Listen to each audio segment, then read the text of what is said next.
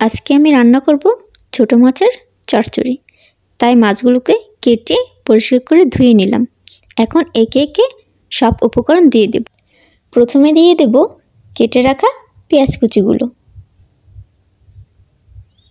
এরপরে পরিমাণ মতো লবণ, আদা রসুন বাটা, হলুদের গুঁড়ো সামান্য পরিমাণে, এরপরে মরিচের গুঁড়ো ঝাল অনুযায়ী যে যেমন খায়। এরপরে পরিমাণ মতো তেল দিয়ে দেব। এরপর 2 কাপ পানি ভালোভাবে মিক্স করার জন্য।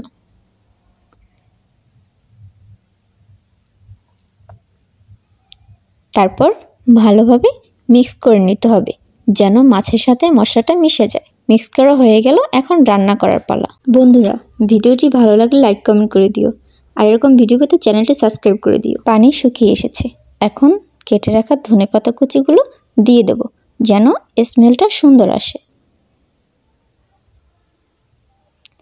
হয়ে গেল আমার ছোট মাছের চচ্চড়ি। কেমন হলো সবাই বলবেন।